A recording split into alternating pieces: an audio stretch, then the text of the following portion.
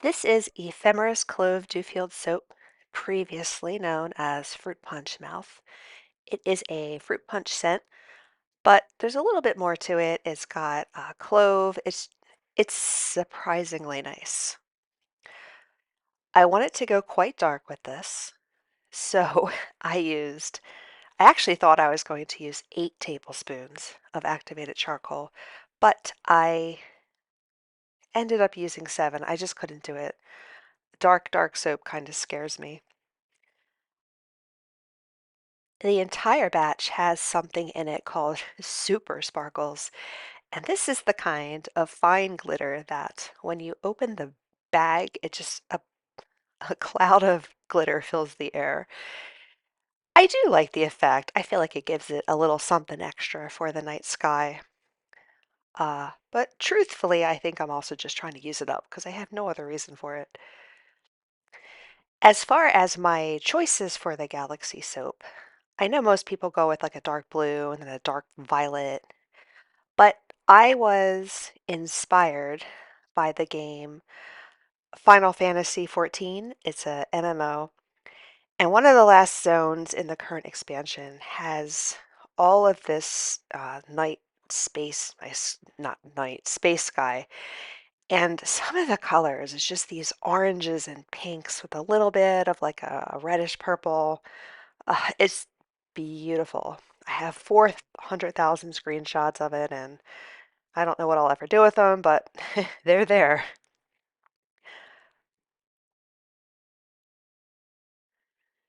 As usual, I didn't have exactly a plan for the design. I just kind of knew I wanted lots of chunks of the black and a little bit less of the color, but at the same time, I wanted each bar to at least have some of the different shades. So I'm just trying to get every last bit of this out.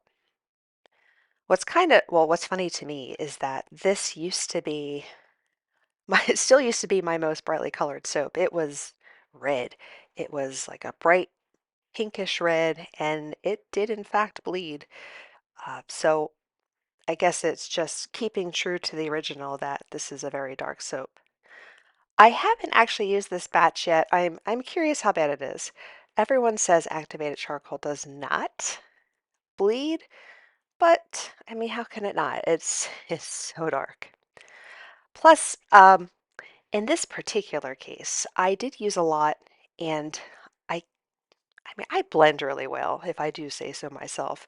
But in this case, I didn't get it all. So when I end up cutting the soap later, I found little pockets of charcoal, which was sort of disconcerting, but what are you going to do?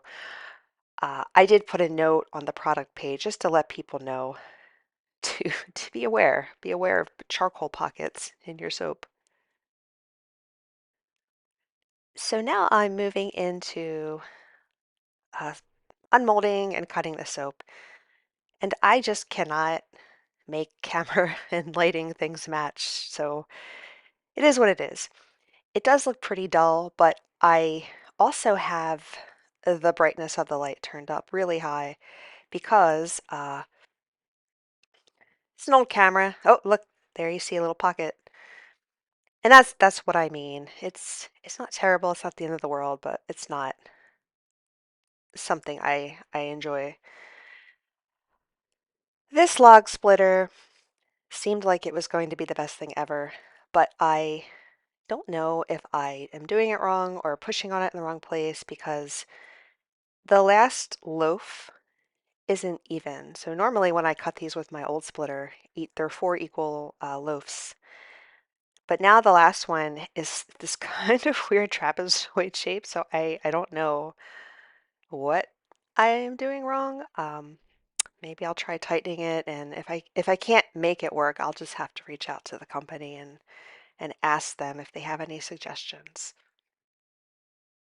I'm pretty happy with how the design turned out. They're all so different and they're all pretty. And there's a lot of like really cool spiral swirls, which I mean I could I couldn't do it if I planned to do it, but when they happen on their own, it's just a very happy accident, as my old art teacher used to say.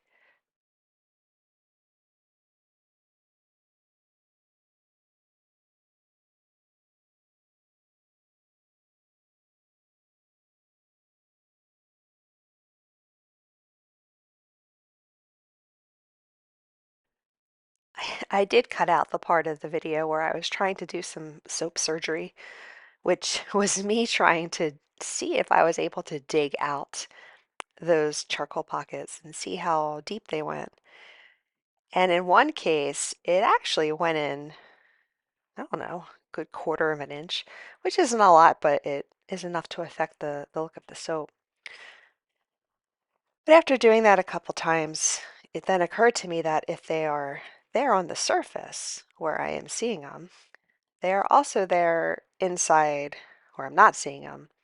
And people are going to run into them as they're using the soap anyway. So there was no point in trying to cut them out. Just leave them alone and warn people. And then I'll try to do better next time.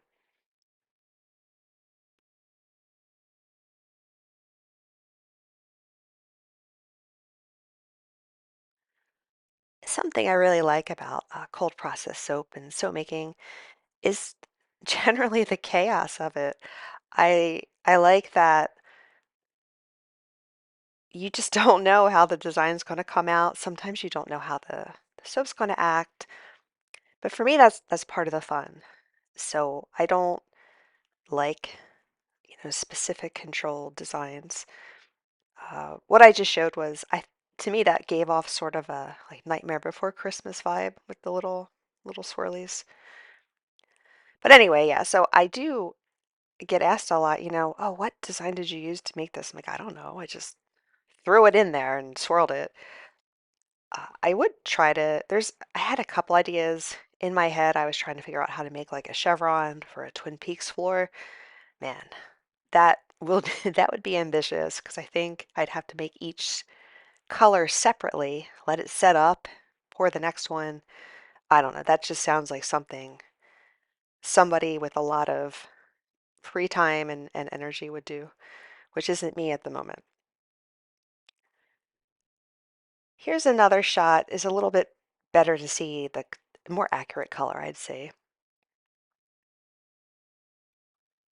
And the ones I'm going to show you here are actually the very first batch I did. They're not the ones I just did. And this is lighter.